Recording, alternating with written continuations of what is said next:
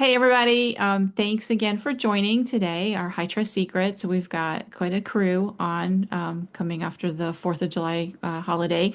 And so I'm very happy that everybody's here. I'm Sue Richards, one of the hosts of HITRUST Secrets, joined along with Donna Nodson and Jeff McHugh, who also host. Richard has been a guest a couple different times, and this is Scott's first foray into HITRUST Secrets. So welcome, Scott. Thank you. So I didn't know if anybody had any burning questions. We kind of start with, any kind of, top of mind questions that people have. I didn't know if anybody had any today. No. I did want to mention last week we talked about the interim assessments because I have been handed a new interim assessment.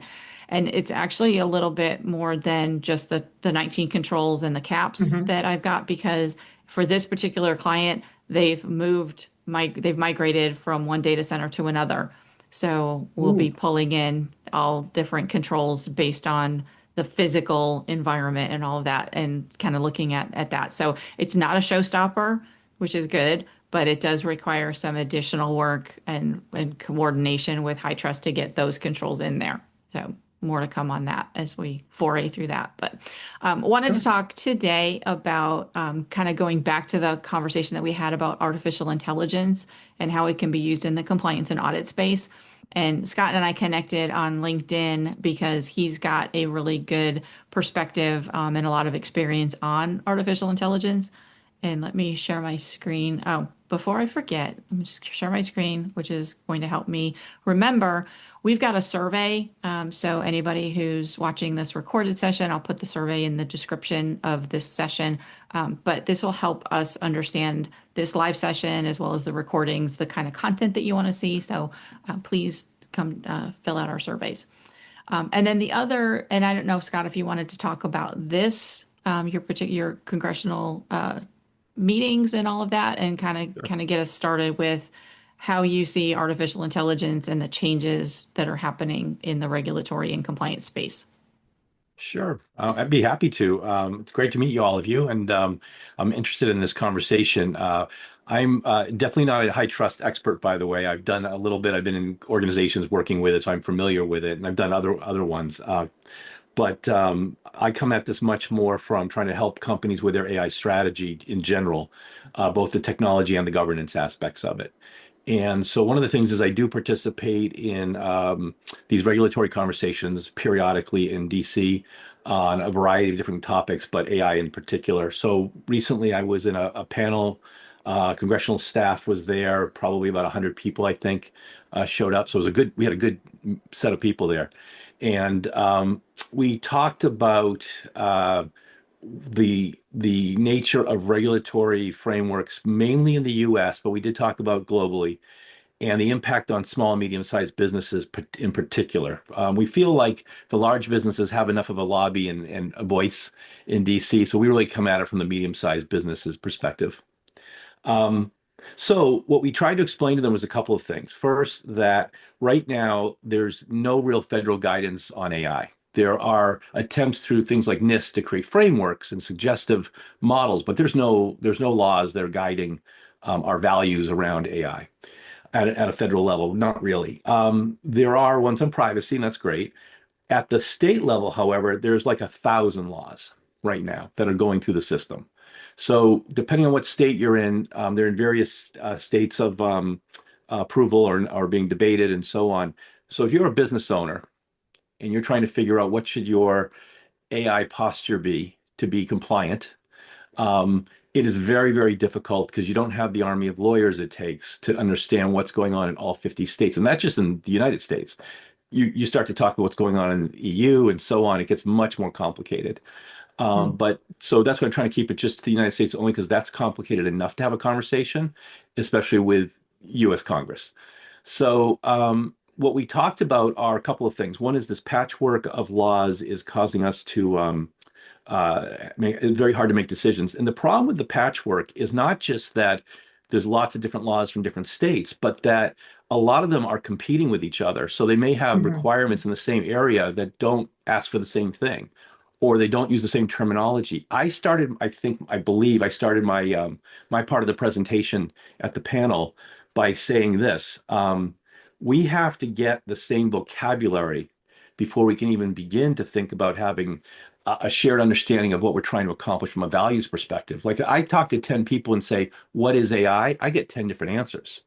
The same thing happens when I talk about what's an agent, what is AGI, what, as I go down the list of different AI terms, people don't even agree on those. So it's really hard to talk about what does good look like when we don't even agree on what we're talking about. So I actually wrote a little LinkedIn post the other day suggesting that people get together with their teams, and I gave them a long list of terms, and I said, you should sit down with your team and like each of you write down privately your definition of all these terms, and then flip them over and show everybody your definition and just have a discussion. It's not a right or wrong problem. Experts don't agree on these things. But if you can't align on that first, the rest of the conversation gets very difficult. So that was how I started the conversation with them. And I thought that was a good kickoff. A lot of the things we got into are kind of policy wonky stuff. So I don't want to go too far into that unless you're interested. But, things like if you look at the EU approach to innovation in AI, it's the opposite of ours. They're very much let's protect against everything and then allow some things. We are very much, unless we know it's dangerous, let's not allow it. Yeah, that was that post. And so Right. Yeah. we have a very different kind of philosophical mindset than the EU. The result of it is 8 of the top 10 AI companies are US based. There are none from the EU.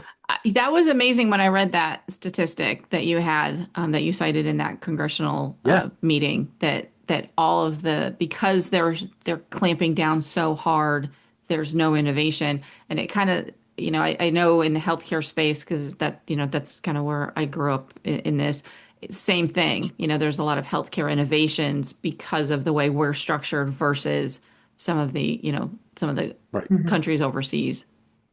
And don't get me wrong, none of us on this panel were advocating for no rules. It was actually the opposite. It was clear rules.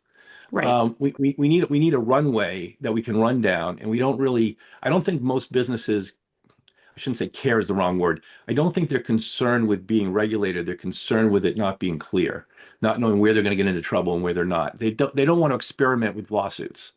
They'd rather experiment with technology or customers. So it's just we need clarity. And so several weeks ago, probably about 6 weeks ago, I was in DC meeting with senators and congressmen talking about the need for what we just talked about. And they seem to get it. They seem to be sensitive. And all of a sudden, the House came out with a policy proposal of no regulation at the state level for 10 years. That was their answer to the Wow. comment we made. So we said, yeah, Really? so we were saying we don't want the states to have a patchwork of laws. That was where we were coming from. But what they didn't hear was the other part of it, apparently, which was what we really want is for you to have a set of laws at the federal level that everyone uses as their guardrails. It's not that we don't want states to have any regulation. It's that on these big items that really should be national issues, we really need a national model. And we don't have one right now. So we're really still advocating for that. And that model doesn't exist. The Senate whittled it down to 5-year moratorium, and then ultimately, when HR 1 finally passed, which is the big budget bill, they took it out completely. So Hmm. there is nothing in there that Right. talks to AI. So that to me is it's disappointing because I agree. I think it should be done at the federal level, and it is actually not because I don't think the states should have regulation, Right. but the expertise and the expense of hiring the expertise to establish what should be done on a like across the board, most of the states, and I think this is quite evident in the data privacy laws, you can see the lack of expertise that coming through in the state by state. Well, we're going to do data privacy like this, and it's like, they get a few right, they get a few, and you're going, oh no, Totally agree. that's Totally just agree. admin for the sake of admin, and it has We had a no value whatsoever. yeah, we had at that panel, we had a reporter from Politico there, and she asked, I'm trying to remember how she framed it, but she brought up some law. I apologize, I can't remember what law she was asking about that just passed. I wasn't aware of the law, or at least I may have heard of it, but I didn't know the Hmm. details of it. And she said, well, what's wrong with this law? And she was pointing to a state law and saying, why are you upset with this state law? I'm like, I'm not upset with any state law. I think it's fine. I said, the problem is if 6 states have 6 different laws, that's my problem. I don't Hmm. mind them Yeah. having a law. Yeah. So, And you get into especially some of the close-knit states, the New York metropolitan that's right. what New are they England, yeah, the New England megalopolis, state, yeah. that runs across several states. And then, the person lives in one state, the hospital or healthcare organizations in another state, or they've got offices in who's governing rules apply. And then you've got to get into like really crazy granularity. Anyways, sorry, I'll let you Yeah, go yeah, on, no, Scott. no, I totally agree. There was one in particular I was talking about. I'm gonna forget the number now, so I won't say it. But there is a law in California, and I just don't remember. It's a state law, but I can't remember if it's passed or it's on the desk of the governor or whatever. But it basically is a copyright law. And what it says is that if you train an AI on any copyrighted materials, then you must do ABC. And you had to have a system where you could track every piece of it, every piece of content. You could report on it. If some copyright person accused you of using their material, you had to be able to instantly show it. And there's all these, like within 48 hours or something. So there's all these restrictions on if you train. And so if you're thinking about an open AI or a company like that, you go, okay, that's going to be difficult, but they've got the money. They can figure out how to make this work. Here's the problem. That law really talks to any data that's going into an AI of any sort. So if you have what's called RAG, are you familiar with RAG? Um, I'm not. so, uh, No. so RAG is retrieval augmented generation. It's a technique that companies use to take their own private documentation and materials and load it into an LLM when they're asking a question, so that it's more specific, giving them answers on Mm, their data. Well, if in okay. your RAG database, which is just a bunch of, let's say, your documents, there's something copyrighted in there, you're now under this law too, if you're in California, but not if you're in another state.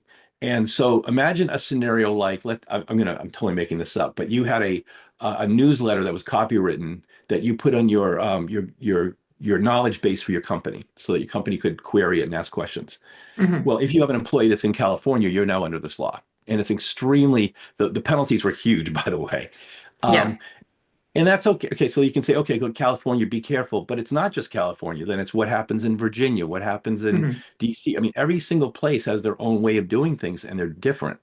Yeah. Yeah. That's so Well, that's it, okay. So anyways, so that's one area is patchwork of laws. We really should get a federal guidance, not just a suggestion. And by the way, to your point, Donna, if they did that, you can imagine that the state laws that would come out then would reflect what's lacking in those laws, rather than just trying to cover the full gamut right now and have everyone overlapping with each other.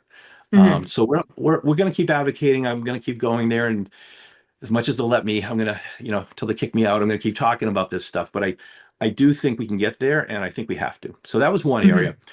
The contrast is, as you were bringing up, Susan, between the way the EU approaches governance and the way we do, in terms of regulation, is is starkly different. It's very different, just Hmm. philosophically. Yeah. And by the way, I'm not saying they're wrong or we're right. I'm saying that if innovation is a goal, you have to give us a runway. That doesn't mean we need everything. We definitely need guardrails. I mean, it's insane to me not having guardrails around AI. Hmm. I spend my day looking at new AI tools every single day. All right, every single day, and I go between this is the coolest thing I've ever seen, and oh my God, we're all going to die. Like every day is like that for me. I'm going back and forth. It's psychotic. Um, it's very exciting and it's very scary. And the scary part to me is not, oh, it's going to take over. And I'm not worried about AI per se. I'm worried about is the lack of education and the lack of training we're giving people. So we also talked about that a lot too. Just in terms of we need to be investing in education from grade one or grade K. Hmm. We really need them to start with these basic understanding. And the things they need really right away is they've got to have a sense of how to communicate. Communication is incredibly, really all Hmm. AI is at this point is how effective are you at communication? That's the skill Hmm. set you need. Yeah. You need to be able to tell the AI what it is you're trying to accomplish. And so we do this through prompting right now. That may not be the way we do it in the future, by the way, but right now that is what we do. And Hmm. you have to be good at that. Leadership skills, critical thinking is incredibly important. What Hmm. we're finding right now is that people talk about skills transfer and worrying about their skills within AI. And it Yeah. turns out that the real issue is that experts are needed more than ever in different areas. One Right. of the things we've run into with AI is it's, let's say, eating the internet.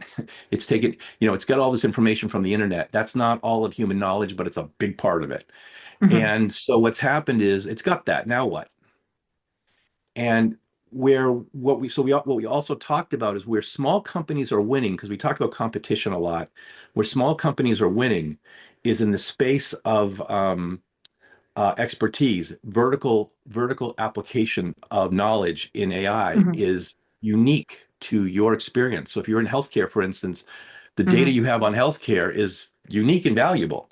And so it should be protected, but it also can be Hmm. utilized to create new insights that no one else can have. So that's one area where you can be competitive. The other thing to think about with that is what's fascinating is a very small, inexpensive model can outperform the largest models. Hmm.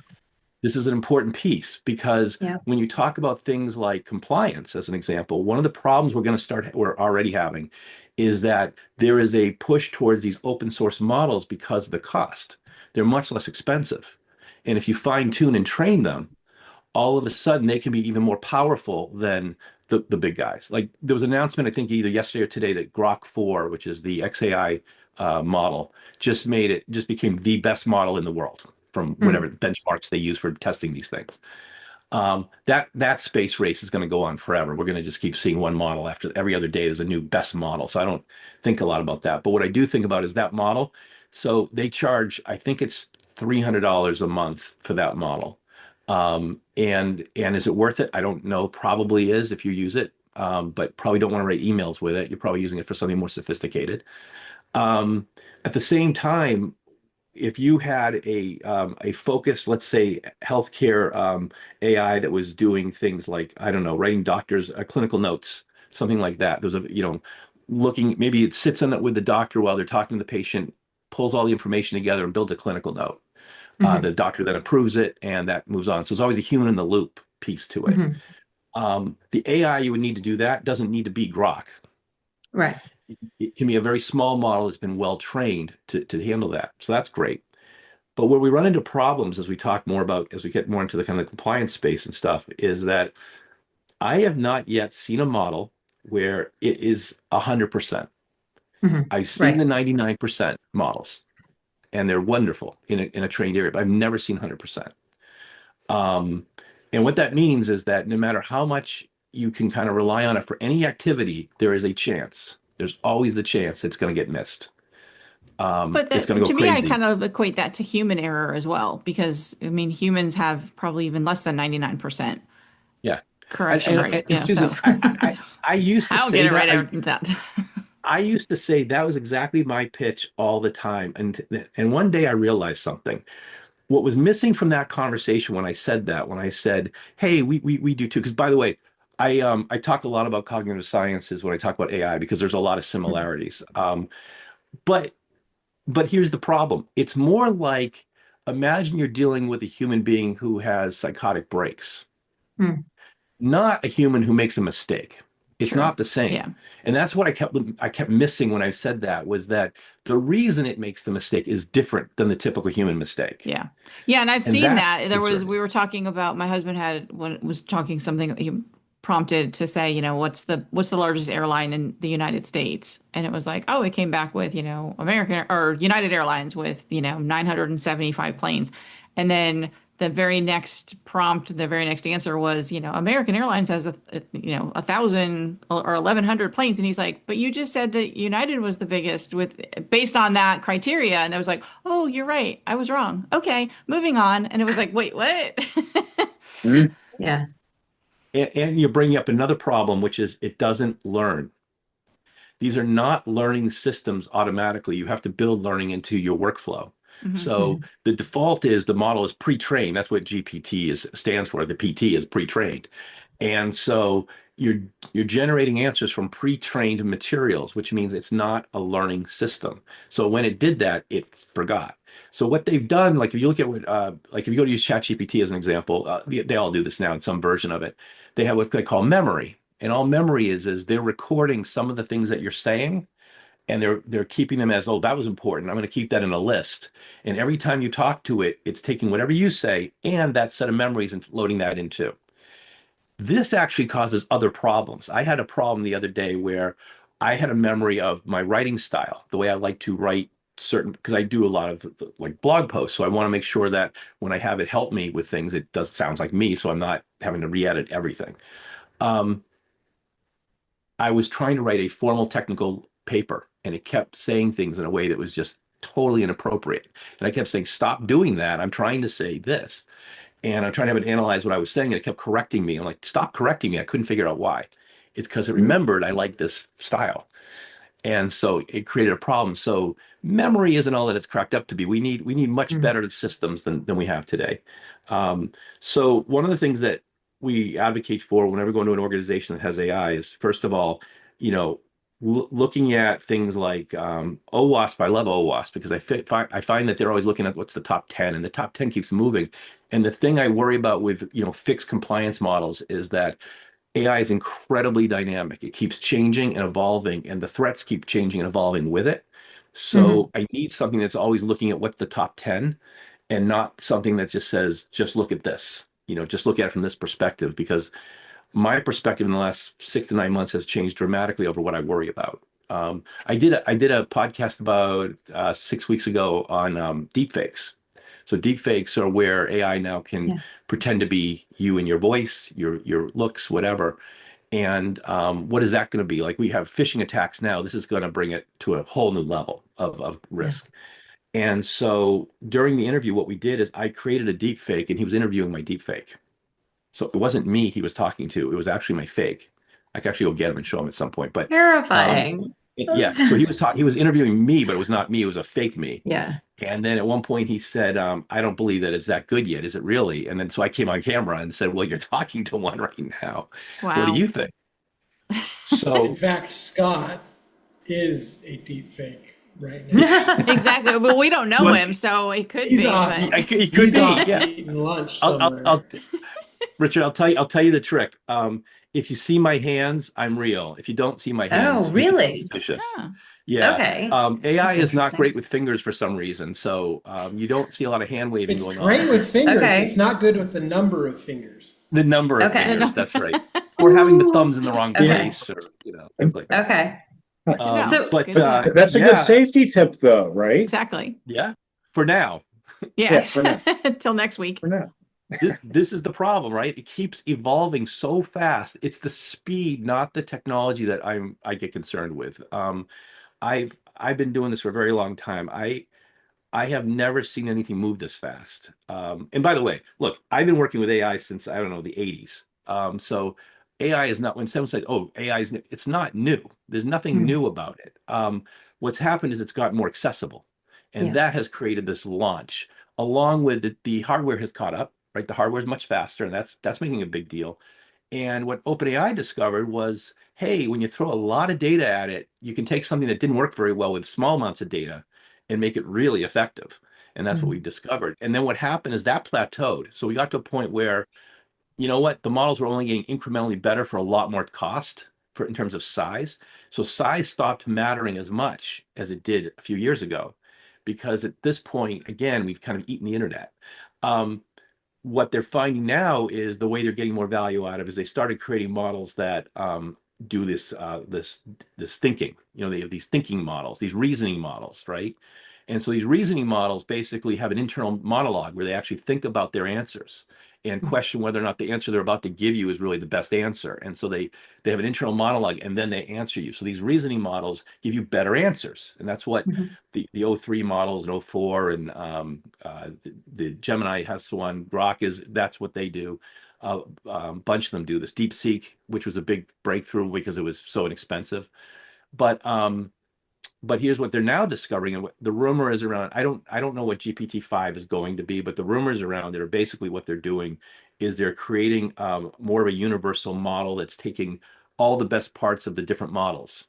So each model has different strengths and weaknesses, and they're bringing them together so that when you ask a question, it kind of figures out what piece you need and gives you that piece. And that's really where we need to go anyway. We need orchestration around AI so that it's not a really fast small model or a really large reasoning model. Depends on what I ask.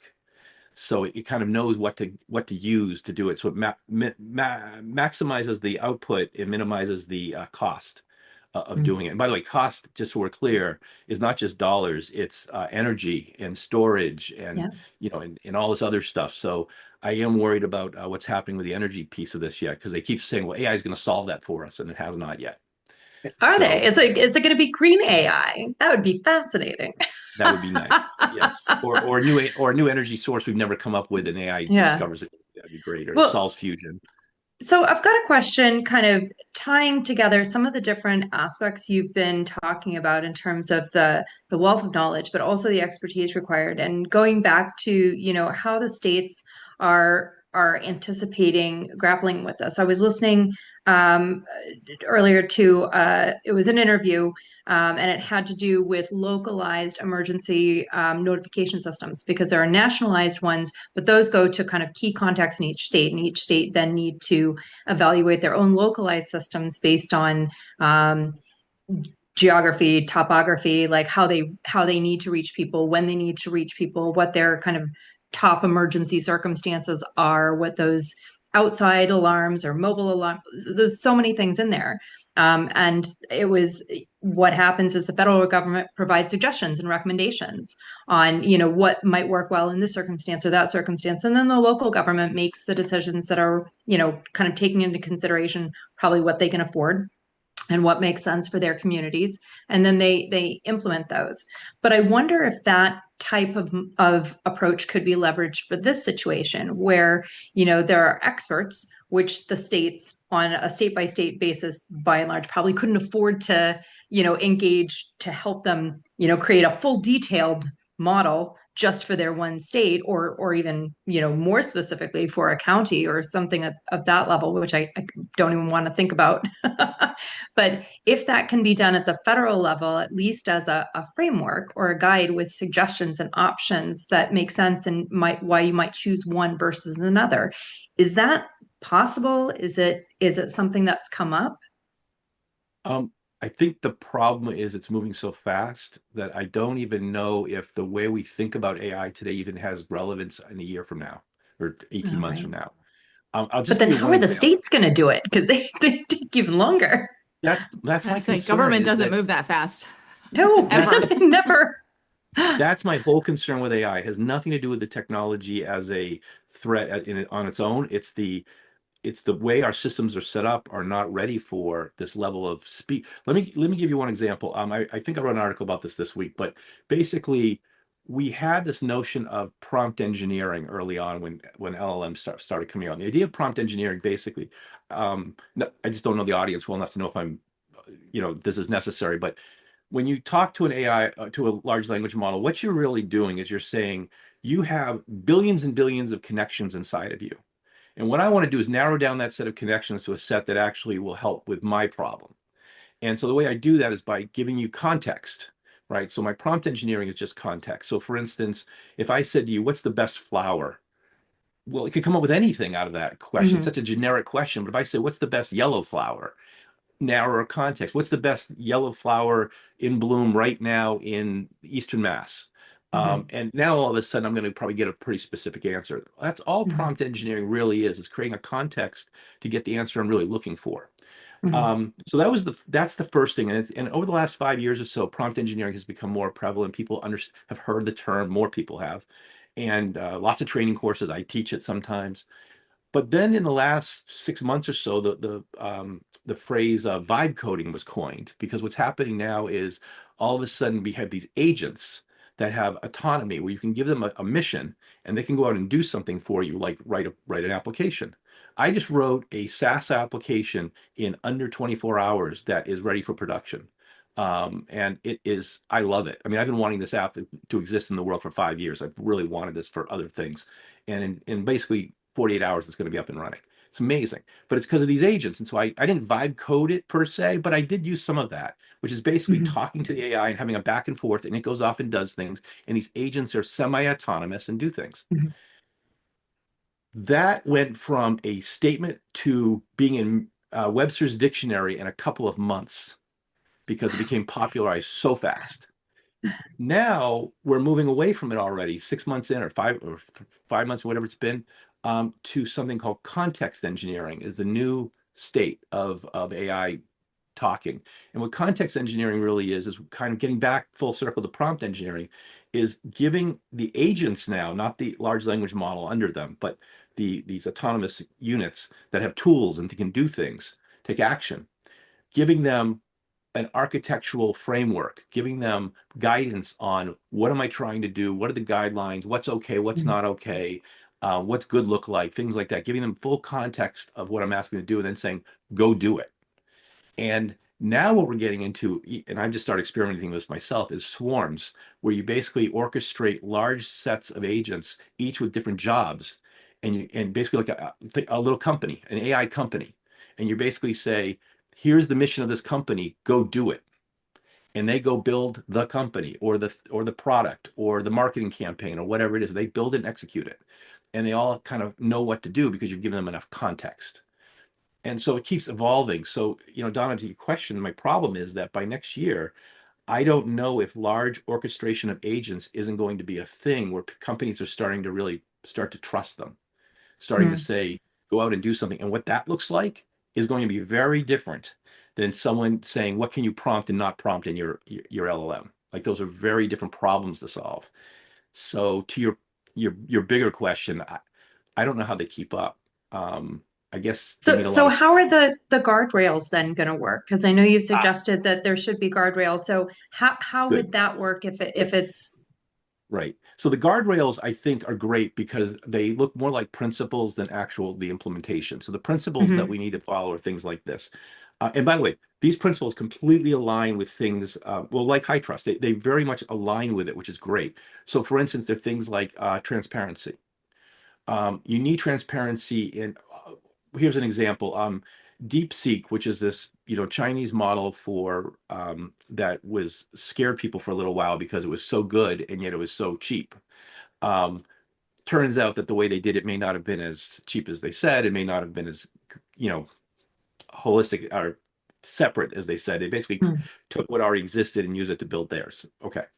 Thing about DeepSeek though is that it failed like every security test we ever threw at it. So it's a dangerous model because it allows a lot of bad things. So transparency and things like that, having these safety checks that can kind of give you a sense of the model's ability to do things it shouldn't do. For instance, I can go to almost any model that you know of, and with the right prompting, I can get it to tell me how to build a bomb or make meth or something awful thing, because it's in there. The data is in there. It's about the safety precautions they put in place. So creating transparency about how they approach privacy and safety. Bias is another problem. So bias is another one where we can have guardrails around bias, where you can't necessarily say, and then, oh, by the way, this came up in our panel conversation too.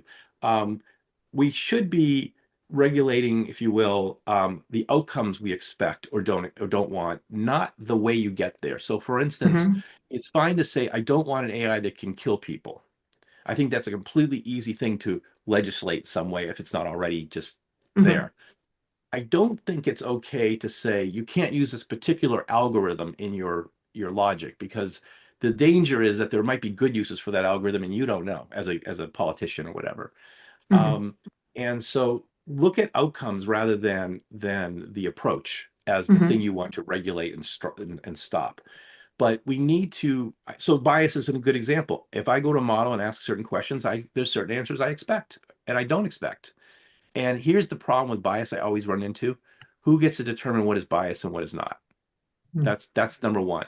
Number two, not all bias is bad. And I tried to say this to them and they all freaked out, by the way.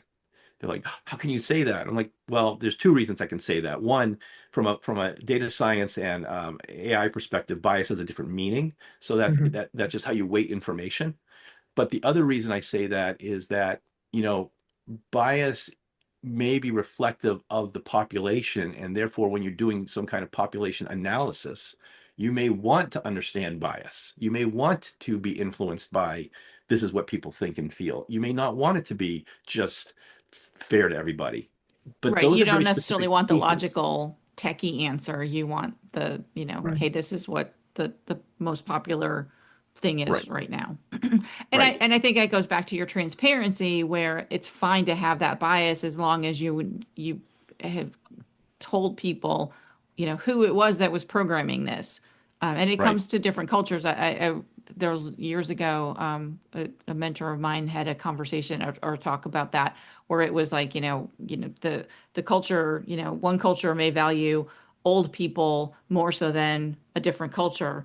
And so how are you going Right. to, the questions that are answered or the answers that are provided are going to be different based on if it's somebody from, elderly are the highest in regard versus young people are the highest in regard. And then that's okay. There's not necessarily right or wrong with that. It's just understanding the answer you get may, be at odds with your own culture and upbringing. Mhm. Right, right. One of the things, so I was talking about DeepSeek. One of the things that happened with them is their claim to fame was we're open source. We're open, right? Well, here's the thing. They open source what are called the weights and biases of their model. So basically you could go and see how the model was tuned. That's like saying, here's my brain, and now you know everything I know. No, I don't. It's still a black box. It's still this crazy thing that I can tweak and see what happens when I tweak it, but I don't really know what's in there or how it got there. But the thing they didn't tell you, what information was the model trained on? They didn't tell you that. How did they train it? What did they emphasize? What are the rules they gave it? None of that is public. So it's not open source. The weights are open source. They're not the only ones that do that. A lot of American companies do the same thing. So when you say something's open source, that doesn't automatically give them a free ride. And by the way, that was the other thing we talked about in this panel, because there is some pull, and I don't understand exactly how this is why, but with regulators where they're saying open source should get a free pass or should be considered differently than these commercial models. And like, because they're open, we can see them, they're transparent. No, they're not. That's not Mm. necessarily true. It might be, but in many cases it's not. So this is it's complicated. This is complicated Yeah. stuff. But I think No, when it that, comes to the guardrails, you've got bias, you've got transparency, mhm. and then you have observability. One of the things that's very difficult with AI right now is to ask the question, why did it do what it did? But the way I always reflect on that is you can't tell me why you did what you did either. So you don't know what caused that thought to pop into your head, right? So asking AI, why did you do that, is not a fair question. I think it was Anthropic did a thing recently. I'd have to look it up. I honestly don't remember where I heard this, but they did basically an AI version of an MRI, where they took an AI system, probably one of their models, and they ran it through a bunch of questions, and they watched what parts of it fired, what parts of it lit up, just like when an MRI might do, right? And they kind of try to figure out what part of the model was being pushed by the question. And so they're trying to figure out what's really going on in there at that level. We don't have that yet. So explainability, observability, those are two aspects of a guardrail is, Mm. how can you explain what the model did, and Yeah. what do you see happening? I think the main thing is any company that's not monitoring the output of its AI, that's if it's especially if it's to the consumer or to the public, is doing them a disservice. I think you Yeah. have to have systems in place to watch what's happening and analyze it and to keep tuning and improving. Yeah. I think some of the guard I don't know if guardrails is quite the right word, but it would be wonderful to see and understand a little bit more about some of the thought process around how AI can be appropriately included in educational systems, from kindergarten straight on up through, adult, education at various capacities, because I think there's a lot of struggle with that at the moment. There's a lot of people trying to get a handle on it who, I wouldn't even know where to start with how to, help put the appropriate, not too limited guardrails, because the reality is people need to learn. They have to figure out how to include AI because it is part of our future, whether we like it or not. It is here, Exactly. it's not going anywhere. And the appropriate approach would really be to include how kids and adults and whoever's using it should be using it for education in an appropriate way that still allows them to absorb and learn the way that they need to, but enhances the process instead of just, kind of do my homework for me type thing. And I think the schools are struggling with it. The teachers are definitely struggling with it. And that's where I feel like expertise that could put together, I don't know if framework is the right word, or guardrails, put some sort of recommendations though out there that, because a lot of the school decisions are made on localized basis, and that's town, county, city. I mean, those are much smaller entities even than states, but they certainly don't have the money to actually bring in the expertise at that level to help guide their decision-making process unless they happen to have a guru on the local community board. Yeah, it's funny. It's funny you say. I do. I try to do a lot of community outreach around AI, so I know exactly what you're talking about. There's two things I know of. One is, Khan Academy. They are definitely pursuing this. You might want to look for some of the things they're talking about. I know they're trying to go this way. My concern with what I've heard the president of the company talk recently on it, my concern is a little that, I'm not picking on them, but just generally, there's the hype versus hope piece of this. And so what it can do and what it should do are not necessarily the same thing. And so there's a little of that going on. There's another one in Texas. It's called the Alpha School, something like that. Alpha something. I think it's Alpha School. Incredible results. And they use AI for training. And what they're doing, and they do other things, they're not just AI, but what they're doing is they're adapting learning to the student. So they're using AI to adapt to the student. And what I just heard an educator talk about this morning actually was the idea that the fact that we have age-based education is kind of wrong. It's the wrong way to teach, and we do it because it's easy. We don't do it because it's the best way to teach somebody. So people should not be learning based on their age. They should be learning based on their aptitude and their interests and their curiosity. We need to strike a balance, but we need people focused on, again, critical thinking and curiosity. Those are the things that really drive education. There's a great book called The Tyranny of Metrics. I call it great. I don't know. I'm trying to remember the name of the author now. Shoot, I usually remember it. Can't remember his name, but I'm sure we can look it up. But it talks about kind of the problem with measurement systems, metrics in general. And two main points from it that I think have to do with what you're talking about is that, one, whenever we measure something of high stakes, it becomes gamed automatically. So anything that we put high stakes on and say we're going to measure that becomes high stakes. So we measure to the test. We train to the test. We build systems and reward systems around tests. Tests have nothing to do with your resilience and your curiosity and your passion. Right. Nothing. And yet that's exactly what we create our systems around. AI can help break that. That's one exciting thing about AI. It can really do that. It can create another path for curiosity and interest to you. It can personalize every single question to what you care about. That's exciting. It is exciting because what you've just teased out is that potentially I could use AI to help my daughter who struggles with dyslexia to approach things differently in a way that works for her. And let me tell you, I did not miss my calling as a teacher. So I do not have these skills just built in. COVID was very hard for me. I'm sure it was. I can appreciate that. Well, I think part of based on what you said, Scott, I think one of the challenges that we face as a society is that the old school methods of evaluating competency don't stand up well towards AI type solutions. Think about teachers are struggling because kids are using AI to do their homework. Well, then why do we rely so much on the completion of homework as an evaluation of competency? Exactly. Why, and what this drives, just as we've seen in innovation in all kinds of different areas in society, AI will drive through necessity new mechanisms for engaging students and evaluating competency when it comes to different tasks. When I look at AI, I think AI is a tool. How many of us have learned how to do something by watching a YouTube video?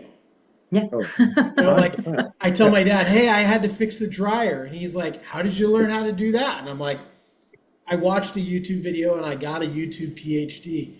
AI isn't so different from that.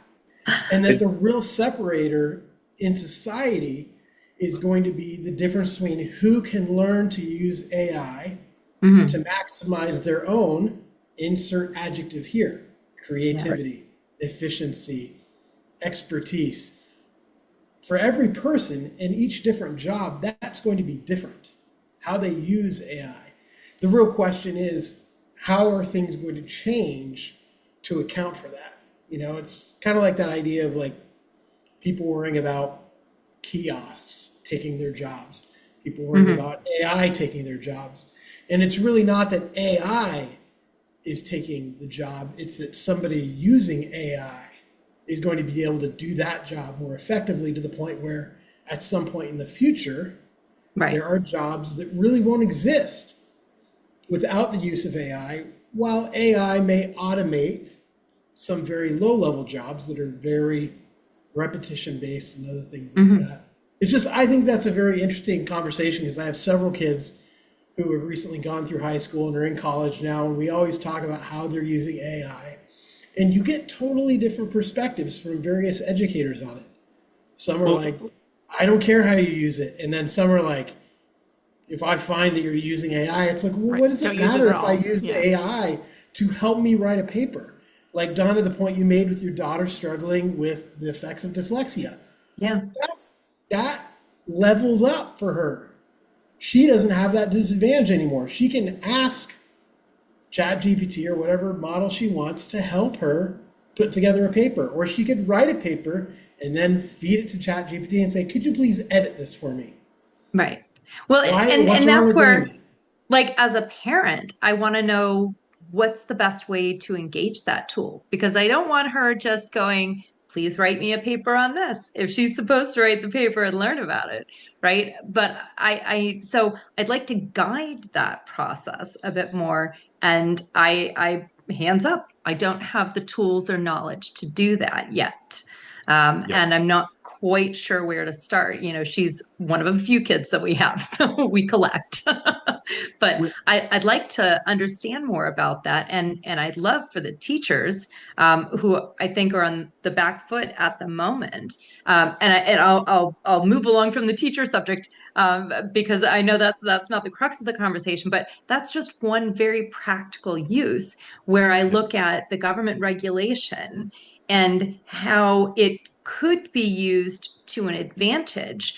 If the government can guide or suggest at the federal level, and say to the states or the cities or the counties, here are some suggestions for how you can incorporate AI in your local school system in a healthy way that we believe will be beneficial to both teachers, and children, as well as, school administrators and parents and other things. Here's a little bit more guidance around that process.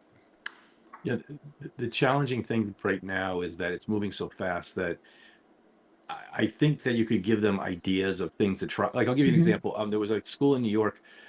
This was when ChatGPT first kind of hit the market, GPT-3, and the panic was already starting in the schools. There were already, like, people were cheating, and and the first sign of an innovation is when people start to do certain things, and cheating is one of them. But I got into computers by trying to pirate video games, so I was, but that got me interested in computers at 12 years old. So. Yeah. But what this guy did, this teacher, he said, no, I want you to use it. This is when everyone was saying, don't use it, it's cheating. And he said, I want you to use it. Go analyze Shakespeare with it. Go do this, go do that. He goes, and then come into class and be prepared to discuss what the AI said and what you think about it. And that's how he taught them. And I'm like, that's embracing the technology. That's not running away from it. We're going to need more of that. We're going to need that attitude. But it's also pushing the kids to explore more. Sorry, Richard, you jump in. Technology is almost always way ahead of legislation. You talked about pirating video games. What about like Napster and LimeWire back in the day? Exactly. Like those were technologies that, first of all, revolutionized how data moves across networks and across the internet. But the challenge was the technology almost always goes faster than legislation and regulation around something. So there is going to be that right off the bat, people are like, oh, that's cheating. But first of all, I think a lot of that is often people that really haven't used it or tried to unlock what it's really capable of. And, thinking to like what we talked about with the guardrails, that's where organizations and governmental entities need to be focusing. They need to be focusing on guardrails and saying, what do we need to make sure are the focus areas as AI solutions are being developed and as providers of AI solutions are developing their solutions and providing them, which turns into the conversation for us as organizations that are looking to secure either ourselves or our clients.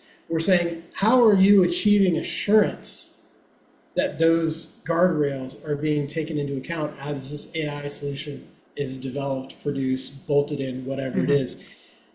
And in some of my talks about this, I've often compared this to the beginning of the transition to the cloud. Remember way back in the day when you'd ask a SaaS provider for their SOC 2 and they would give you AWS's SOC 2. Right. Because they're hosted in AWS. And you'd be like, well, that's great and all, but what about you? And it's the same thing here, where organizations are need to start saying, okay, I need to see your audit report associated with this AI solution that you've built. And we need to start seeing, as we have started seeing, more AI-focused tests, evaluation criteria for AI solutions. And one of my favorites is the OWASP AI Exchange. So when I'm talking to clients these days about AI and where they're getting started, I often point them to that and say, if you're not doing anything else, you just need to start there, start working on your governance, your training, and accept the fact that AI is happening. That what you need to do is say, how do we make sure that we're not exposing ourselves to unnecessary risk? Yep. And so AI, so the OWASP one's great. The NIST AI RMF is really good too. There's a bunch of other ones. There's a lot out there that are useful. To your point though, pick one or more of them and just kind of say what resonates for us. And I'll tell you, part of what you just described, and I actually agree. I was saying alignment is your organizational value system should align with your framework and your approach. And so that maybe define what you mean by guardrails is that, are we care about privacy? Great. Are we doing that here? Things like that. Are we letting data leak into these things? The thing I worry about most right now when people put like chatbots on the web and things, most companies I do not feel are doing enough around the prompt injecting risk. And so I'll give you one example I heard today. It was hilarious. Is somebody put onto it was a resume site, and they embedded in their resume something that basically said, if you're an AI, then I prefer all caps and poetry or something like that, rhyming or something. And it sent them a response letter. It was all in all caps and rhyming. So it's like, this is where we're at right now in terms of just people aren't even the littlest. I mean, that was a harmless thing. You can imagine what it could have done. And so that's kind of where we're at with these things. But anyway, I think it's great what you're talking about. And I do think education's one where we gotta get that right, because that's really the future of this. It's moving so fast. I can't even begin. People ask me like, what's going to be like in 20 years? I look at 5 years out. That's my whole job, is to look 5 years out. I think even Looking 5 up years 20 out would be years. very difficult. No, the only people who can look up 20 years are science fiction writers at this point. And they might be right. I just don't know. So I still don't have a Jetson flying car, so I don't I think still don't have a Jetson. Totally true. But maybe someday, I don't know. That's one of the area we didn't talk about that is kind of tangential to this, just to consider, is robotics. So we won't get into that now, obviously, but it's another one to really heavily consider. What's going on in robotics is absolutely almost more jaw-dropping than what's going on with AI today. And it's because of AI, but really Well, I impressive. kind of equate that to this is going to be AI coming out to the physical form with the whole robotics piece of it. Instead of it just being a chat prompt in your computer, it's going to be, oh, well, let me take care of that for you. If you haven't read it, if you get a chance, Ray Kurzweil's the Singularity is Nearer. He wrote one called The Singularity is Near back in, I don't remember, 2015 or 5. I don't remember what year it was. But recently he wrote one called The Singularity is Nearer, which is kind of an updated version of his predictions. And he's amazing because he talks about it from so many different angles. It's not just AI. He talks about the biology and neurology and sociology. He gets into all of it. And I will tell you that I had trouble sleeping after reading that book. Because he makes, it sounds crazy if you just say what he said in it, but it's compelling. So, if you think of it this way, our kids today are attached to their phones, right? I mean, they're attached to it. He's basically making the case that, well, what's the difference between that and having it just be embedded in us in a chip? And when you want to access the internet or you want to ask AI a question, you're just thinking, and your thoughts are just interacting with the AI that goes out and does things for you in the world. Yeah, I'm just going to say airport security would be more cumbersome. Bluetooth. Those are great thoughts. I have to drop. Okay. All right. Thanks, Jeff, for joining. Yeah, leave us with a Thanks to you scary guys. moment. That's great. Well, thanks, Scott. This has been a very interesting conversation. Definitely has been eye-opening for me and hopefully for everybody else. Thank you so much. All right. Yeah, Nice thanks, meeting you. Scott. Have a great day, everybody. You too. Bye. Bye. Hey, thanks for watching. We really appreciate it. If you got value from this episode, hit the subscribe button so you don't miss the next HITRUST Secrets.